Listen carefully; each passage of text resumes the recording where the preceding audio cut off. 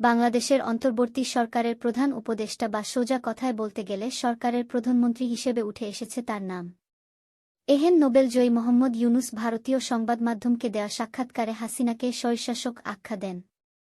পাশাপাশি বলেন, আজ বাংলাদেশের সব মানুষ নিজেদের স্বাধীন মনে করছে। উল্লেখ্য, বাংলাদেশের ছাত্র আন্দোলনের অন্যতম মুখ তথা অন্যতম সমন্বয়ক নাহিদ ইসলাম আজ ভোরে জানান, ইউনূসকে প্রধান উপদেষ্টা করে অন্তর্বর্তীকালীন সরকার গঠনের পক্ষে তারা।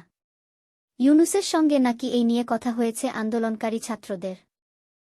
ইউনূস নাকি তাদের দাবিতে সায় দিয়েছেন। এদিকে এনডিটিভিকে দেওয়া এক সাক্ষাৎকারে ইউনূস বললেন, বাংলাদেশ অস্থিতিশীল হয়ে পড়লে তা আগ্নেয়গিরির অগ্ন্যুৎপাতে পরিণত হতে পারে। সেই অস্থিতিশীল পরিস্থিতির প্রভাব গিয়ে পড়বে মায়ানমার, ভারতের উত্তর-পূর্বের 7 রাজ্য এবং পশ্চিমবঙ্গে। বাংলাদেশ অস্থিতিশীল হয়ে পড়লে এই অঞ্চলের জন্যে পরিস্থিতি খুবই খারাপ হয়ে যাবে। কারণ এখানে প্রায় 10 লাখ রোহিঙ্গার বাস। এদিকে দেশের যুব সমাজের কথা উল্লেখ করে ইউনূস বলেন, বাংলাদেশের 17 কোটি মানুষের মধ্যে অধিকাংশই যুব সমাজ। তবে তারা কোনোদিন ভোটাধিকার প্রয়োগ করেনি। আমাদের নিশ্চিত করতে হবে যাতে এই সব বাংলাদেশিরা শান্তিতে থাকতে পারেন। তারা আইনশৃঙ্খলা মেনে চলেন। আমাদের এই যুব সমাজের সঙ্গে কথা বলে শুরু করতে হবে দেশ গড়ার কাজ।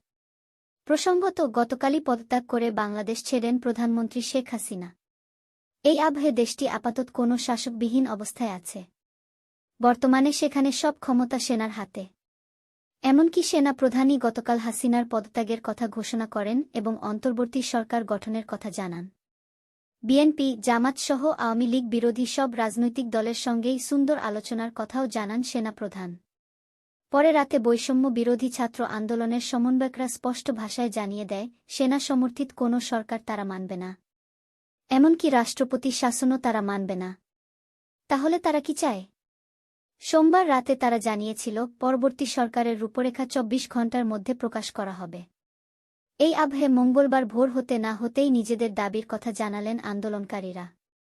জানানো হল, অন্তর্বর্তীকালীন সরকারের প্রধান হিসেবে নোবেলজয়ী মোহাম্মদ ইউনূসকে চায় বৈষম্যবিরোধী ছাত্র আন্দোলন। ছাত্র আন্দোলনের অন্যতম মুখ তথা অন্যতম সমন্বয়ক নাহিদ ইসলাম আজ ভোরে জানান, ইউনূসকে প্রধান উপদেষ্টা করে অন্তর্বর্তীকালীন সরকার গঠনের পক্ষে তারা।